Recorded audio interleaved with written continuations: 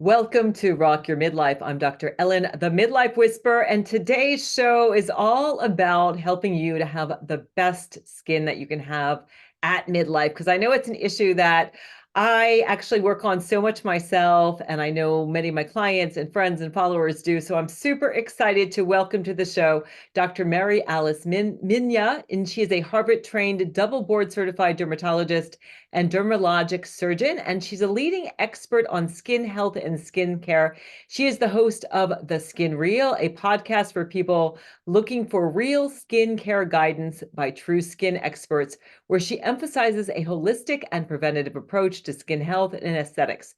With over 15 years of clinical experience, she is an invited speaker on podcasts at national meetings and is recognized for her artistic eye and surgical skills while helping people feel good in their own skin. Welcome to Rock Your Midlife, Dr. Mina.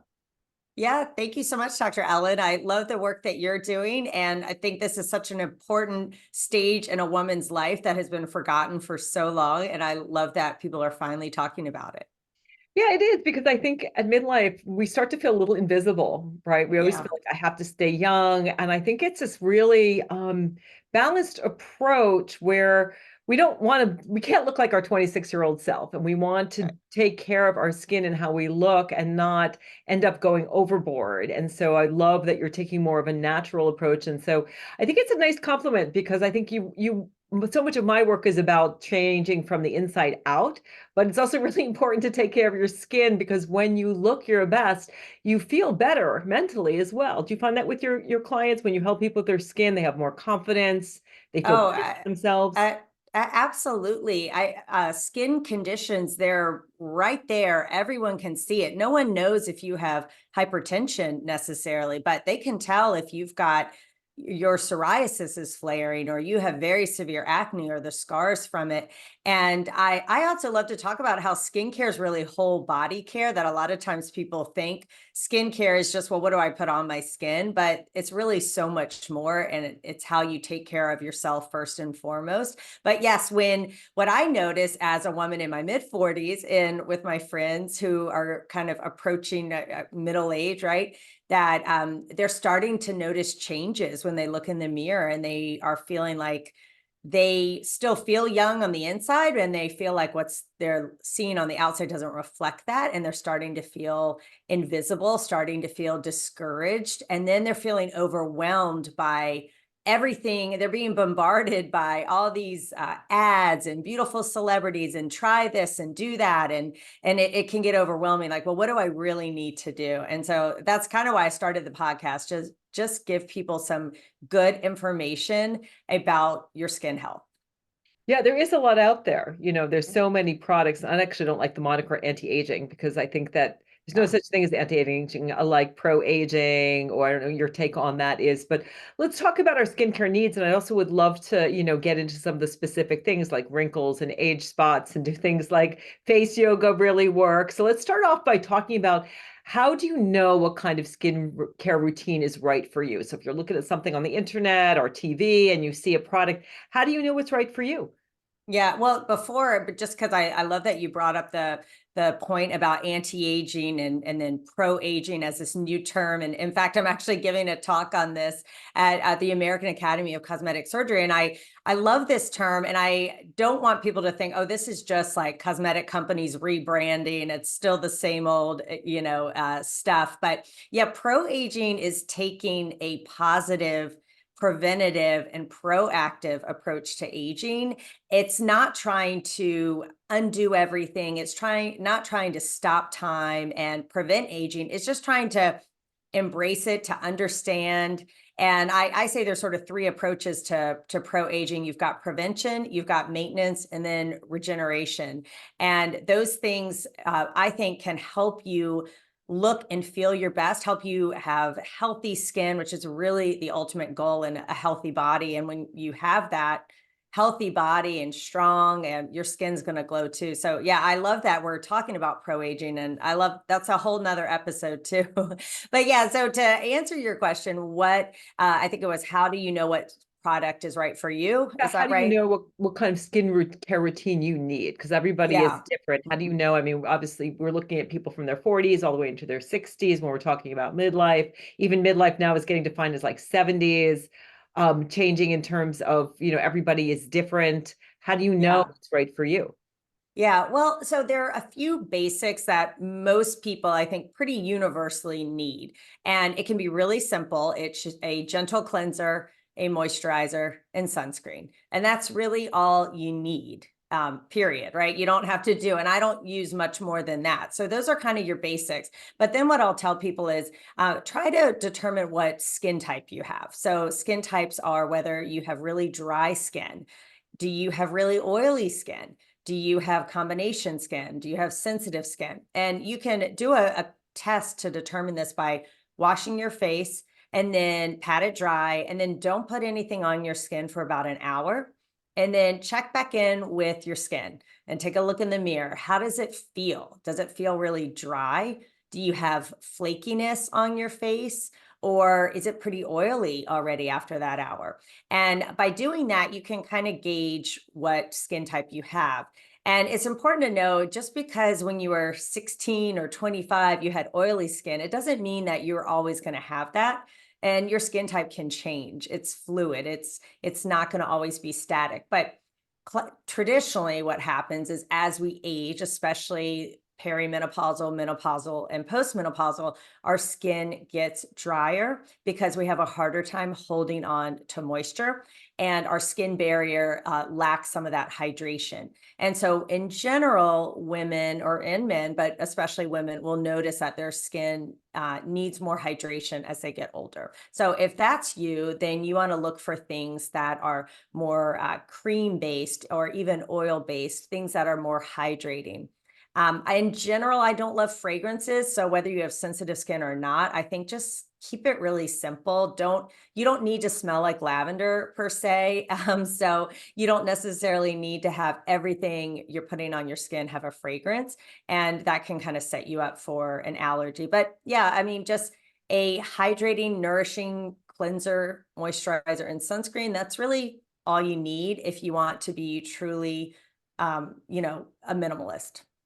And any specific ingredients that people should look like for? And I don't know if you have a specific brands that you recommend. So if someone's listening, going like, I hear all this stuff on the internet. I mean, you get bombarded. They know that you're at midlife. You Yeah. are a moving target. I have to say, anytime I go on my social, it's always I get bombarded by all kinds of products. But how do we know like what are really key ingredients? We go more of the natural. I see a lot of things like vitamin C and various, serums, and then also um, are there specific companies that you recommend?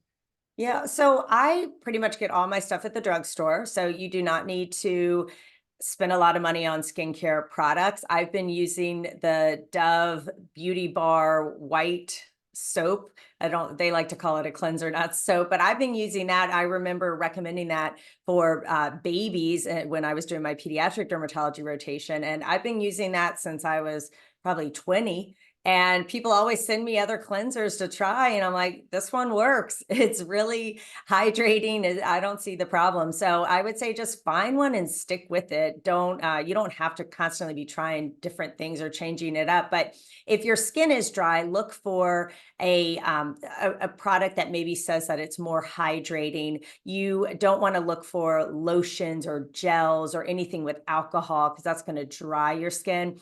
But the brands like Neutrogena, Aveeno, La Roche-Posay, Dove, these are all really well-known cosmetic and beauty companies. They have done a lot of research into their products. They spend a lot of money on research and development. And I think they make very solid, good skincare products at a great price point. And that's pretty much what I use for my skincare.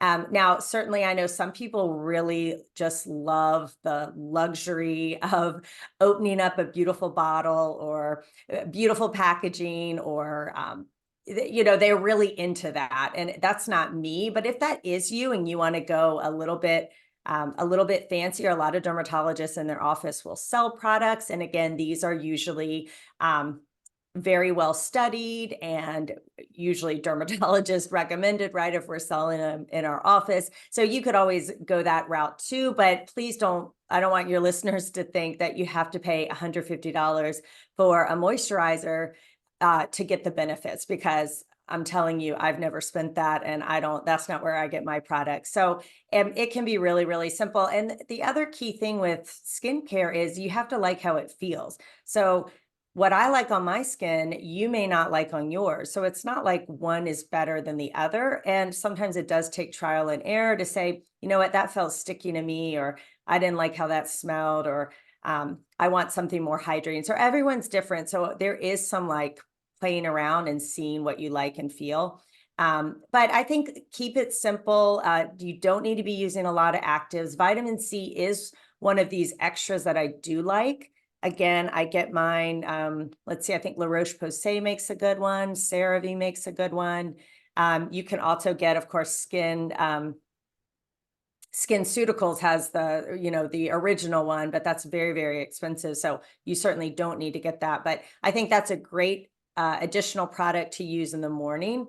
And I also use a vitamin A cream at night. So those are sort of my two extras in that skincare routine I mentioned earlier.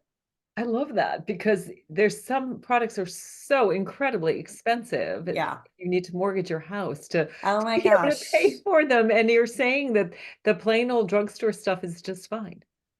It's more than fine. It's super well studied. It's well developed. It's great. So I mean, if you've got extra money and if you don't care, then fine, go do that if you like. But I feel like people think they have to do that, and so that's why I'm always like on a mission. Like I think my cleanser is, you know, $2, and my moisturizer is like the CeraVe and the classic one in the tub that's blue and white, and I like La Roche-Posay sunscreen, but you know, I think my splurge is Elta MD. I do like their sunscreens on my face, and I think they're kind of a good price point as well. But yeah, I mean, it gets crazy with some of these products that they're insanely expensive, and unfortunately, people have bought into the marketing that they think they need that. They think anything that's not that expensive doesn't work, and that's not true. Yeah, it is amazing. People think it's going to be a better product because it's more expensive. And you mentioned a vitamin A cream. Is not similar to like a retinol Yeah. cream? Yeah, exactly. So retinols and retinoids are vitamin A derivatives. Retinol is over the counter, and then retinoid or retinoic acid is what you would get from like your dermatologist or a prescription. Now, one thing I've noticed also with my own skin, I've consistently used one since I had acne as a teenager, and I just kept on it. So I've been on it for decades. And I really think this is, other than sunscreen, this is such a powerful product, and like you get the biggest bang for your buck by using this one ingredient.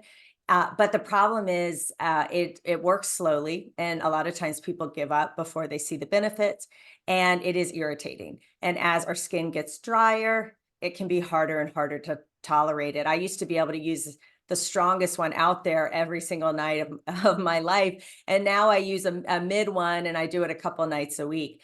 So I think it's just important for people to know it is going to cause some dryness and irritation.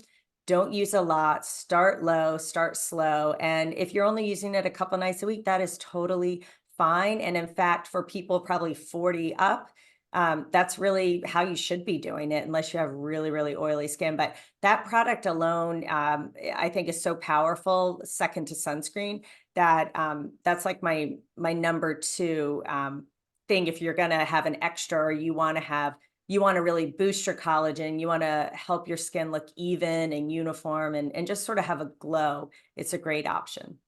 Yeah, and fantastic tips. So let's talk about like some of the issues that women have. I would say the biggest issues that I see with the people I work with really are wrinkles and age spots. Did you see anything else besides that in terms of midlife and the skin changing?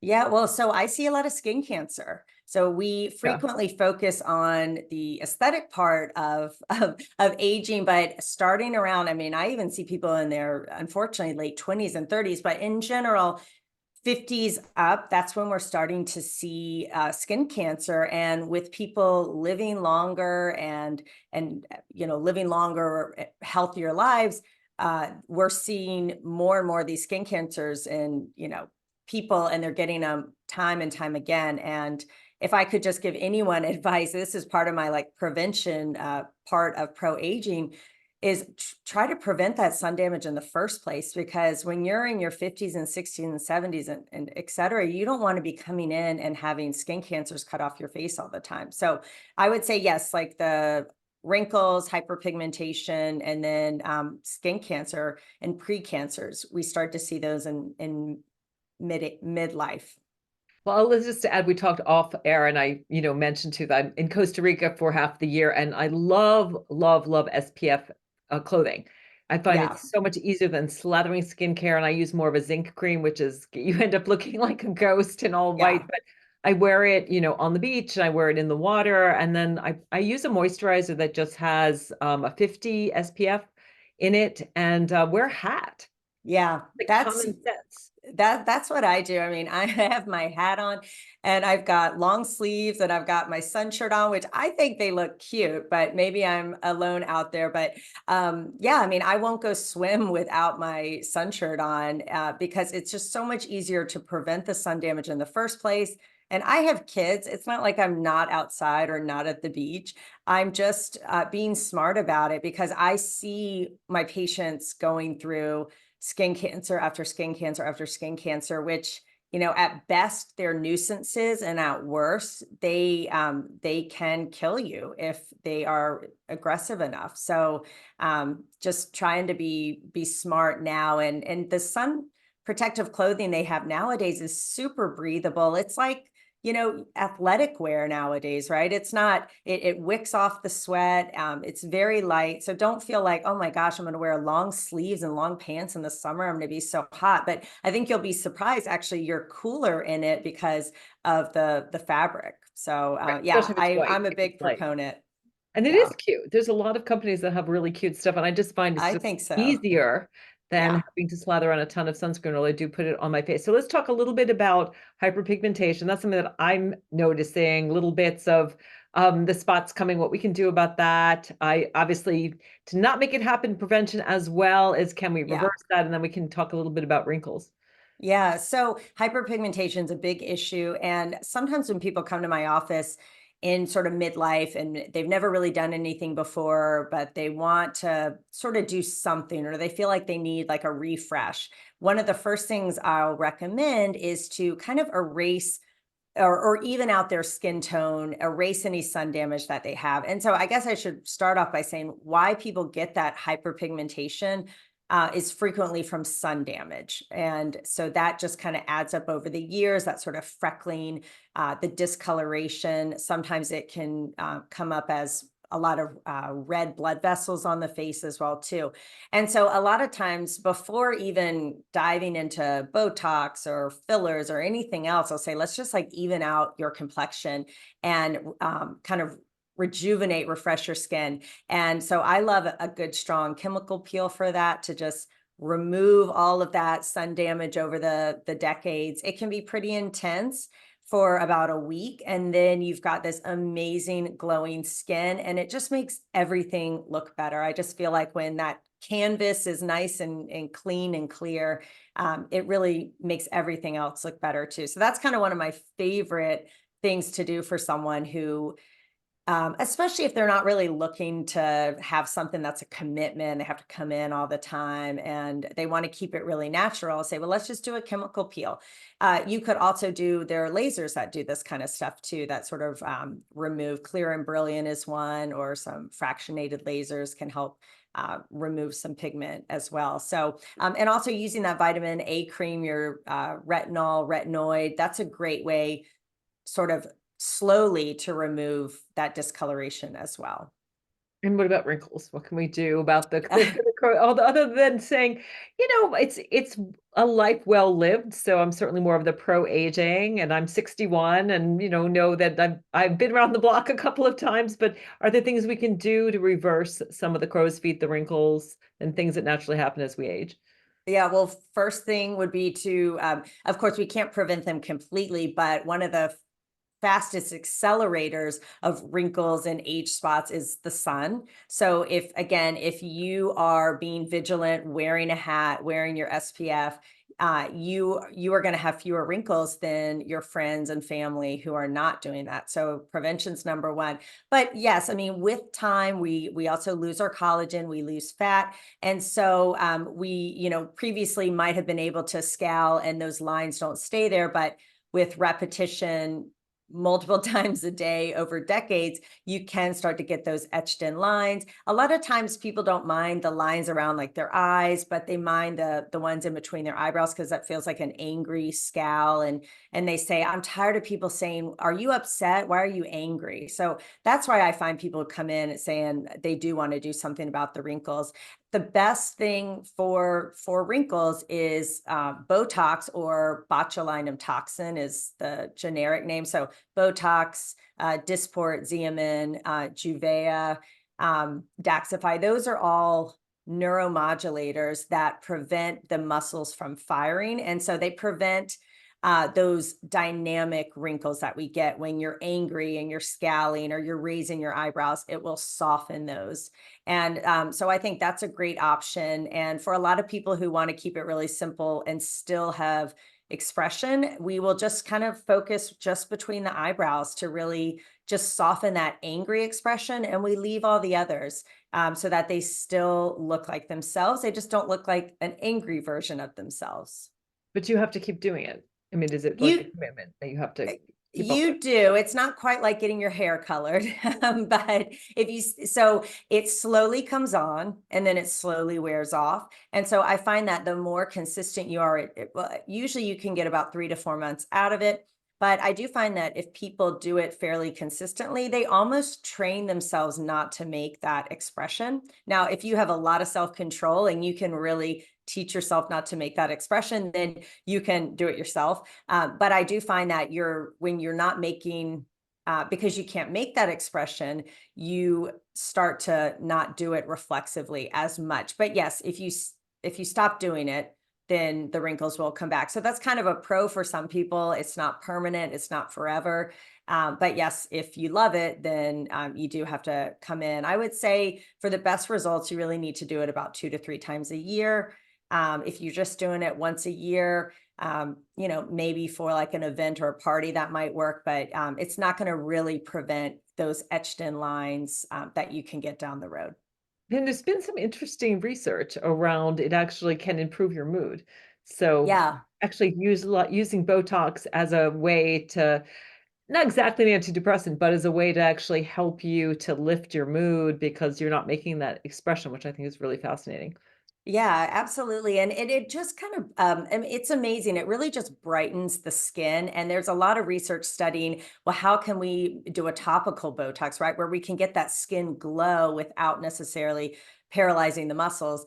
Because if I see someone, I can almost tell they've had Botox, that they just have this glow about them. And I'll tell people if they're getting it for the first time, I say, don't tell people and see what they say. And a lot of times they'll come back and say, yeah, people just thought like, oh, you look so great. Did you just get back from a vacation, or did something really great just happen, that you just seem less angry, less tired, more refreshed and brighter, but still you. I think people have this fear because of the overdoneness of a lot of celebrities and public figures, that if you do cosmetics, you're going to look like a freak. You're going to look weird and bizarre and totally not resemble yourself. But, that's one end of the spectrum. There's very natural ways to do it as well without going, down that rabbit hole.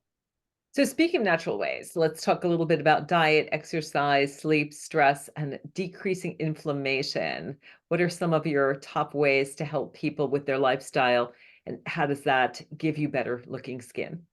Yeah, well, so what I realized is that for most of my life, up until my 30s, I could have a poor diet, drink very little water, get very little sleep, and I was able to fake it for so long. And then I hit my 40s, and I realized like this isn't gonna cut it anymore, and that I really was abusing my body and not prioritizing my own health, which I think a lot of women do, especially when you have kids and jobs and careers and all that.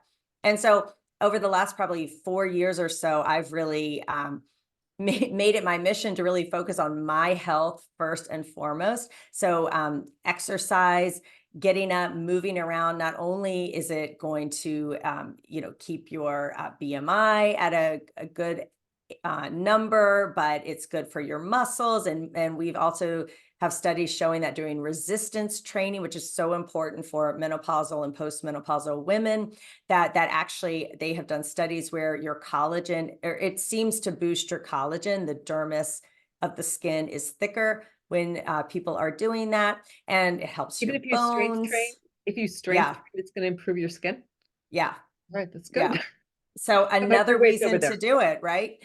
Um, I think it's not sexy. It doesn't necessarily sell a lot of stuff to say like, do all the things you're supposed to do. Eat well.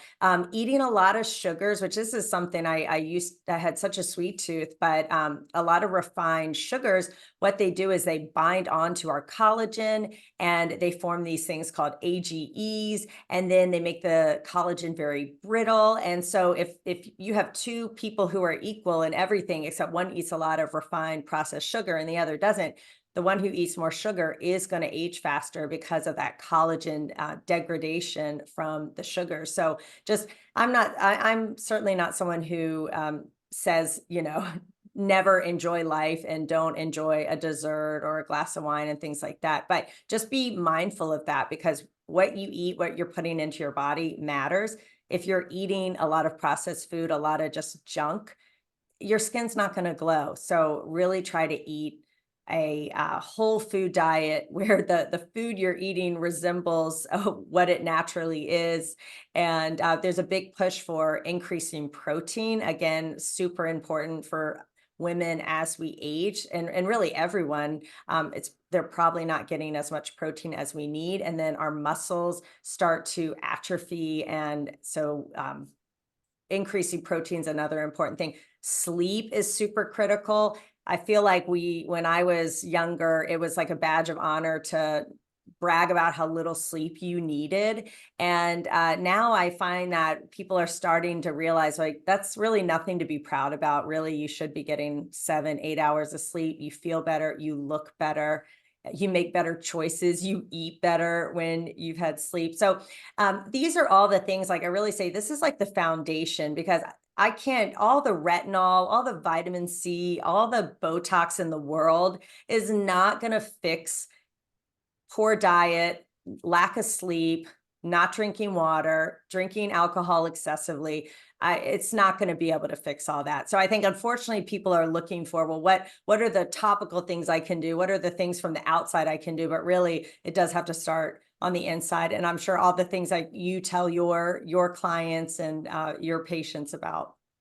Yeah, I've been a dietitian for 30 years and it's certainly changed a lot, but I think that that emphasis on more of a whole food plant-based diet, because that really helps with inflammation. And we didn't mention stress as well. So if you're stressed out, if you're anxious, your cortisol levels are going to be Yeah. going up. That's going to be creating inflammation and it's going to, show up in your skin, but it's also Yeah. creating issues inside the body. So I think the skin is a really good barometer of your overall health. But if you're listening, you're thinking, oh my gosh, it just seems so much. You don't have to do it all at once. I usually Yeah. tell people, stick an apple in your pocket and so that at 3 o'clock you won't go to the vending machine. Try to cut down on caffeine and make sure again the sleep is super important. But just try to add, some servings of fruits and vegetables in. I think omega-3 fatty acids. Correct me if I'm Yeah. wrong, but I think that having more healthy fats in your diet is probably also really Yeah. important. And I love, love, love that you mentioned the protein. I was just seeing my physician, and I'd always I'd always thought the literature is 1 to 1.2 grams per kilogram of body weight. And he was telling me if you want to put muscle mass on, which I think we want to do as we age,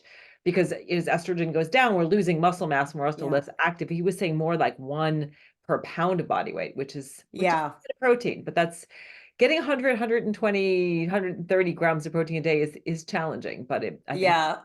we're boosting that amount. Yeah, and be cognizant of it. I've actually was a vegetarian or pescatarian for 27 years. I hadn't eaten poultry or meat and since I was 16, and I noticed myself making chicken for my kids, or I'd be somewhere and there's only chicken as an option or meat, and then I'm like stuck eating like a bag of chips because there's nothing non-veg or nothing vegetarian for me. And I'm thinking, this isn't healthy. Like, just eat chicken, and I could tell my body needed it. So now my husband can't believe it, but now I'm eating meat, I'm eating poultry, and I feel better. I felt like I really was missing something in my diet. And so I don't think I'm at one gram per pound myself personally, but it's something I'm really thinking about and cognizant of. And yeah, and it's really why I actually left being a pescatarian after so many years, that I just felt like I wasn't getting the protein I needed. Yeah, it's hard, but I think if you're Mhm. focused on them, you can do things like I'm real big on protein powders. I don't know how you feel about Yeah. actually eating collagen. If it impacts your skin, I've heard both sides of the story, but having a protein Yeah. every morning. How do you feel about collagen? Yeah, so I don't personally take it myself, and you're absolutely right. There's some data suggesting that taking a hydrolyzed collagen supplement can boost your collagen. Now, some people will say, well, how does it know to boost the collagen in your face and not somewhere else? But it seems like by taking the collagen, it's not so much that that collagen is then deposited directly into your skin, but that hydrolyzed collagen promotes collagen synthesis, which can improve your skin. So they have done studies showing that there's improvement in fine lines and wrinkles after taking collagen supplements. They are expensive, but I think that's something, if you want to do and you feel like it's helping, go for it. And I don't have a problem with that, and there is some data to show it could be helpful. That's good to know. Well, Costco has it, so Oh, it's not okay. too pricey. I mean, it's a little bit Okay. more than whey protein, but I find like having a smoothie in the morning with a lot of produce, getting some leafy greens in there, getting some Yeah. curries in there.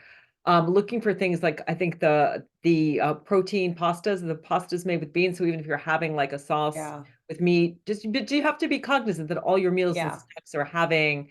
But I think there's a lot of interesting foods out there, but you definitely have to make an effort. I don't think I'm at the 100 grams of Yeah. protein level yet, but I'm working on it. So good tips. Yeah. Again, if you're Just, listening, you don't need to do it all at once. And if you are yeah. struggling, reach out to me at the Midlife Whisperer. I've been a dietitian for 30 years and I'm a board certified health and wellness coach. So I love helping people make those changes and also helping people also deal with their emotional eating, which is I think that people are going for the alcohol, going for the Yeah. sugar to try to feel better. But the research really shows that it actually doesn't make you feel better emotionally in the moment. It's distracting, but it doesn't necessarily make you feel better. So you don't need to make all the changes all at once. So just to Yeah. wrap it up, what are your top three takeaways for creating beautiful skin in midlife? Yeah, well, kind of just to follow up on what you just said, same thing with your skin, right? It can feel overwhelming, like, oh my gosh, like I don't even know where to start. I've got so much to, I didn't do the prevention part she talked about, and now I'm 60, and what am I going to do? So I would say, just take a deep breath and give yourself grace. Stop comparing yourself to other people or what you see on the internet and all that. My number one tip would be, if you really are serious about getting healthy skin, then I would see a board certified dermatologist. I think too many people run out to people who aren't really trained in skin health, and they're being sold a lot of stuff, or they're falling for gimmicks and stuff like that. So I would say the best thing you can do for your skin is check in with a dermatologist. Find someone who has similar kind of approach that you like or you vibe with. If you don't want cosmetics, don't go see someone whose main focus is cosmetics. If you want, there are a lot of dermatologists though who do both.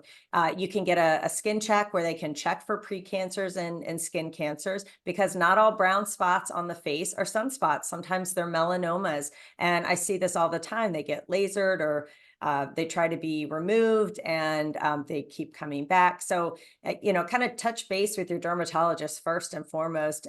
Get a good skincare plan in place. And again, it can be really simple and you can get it at the drugstore.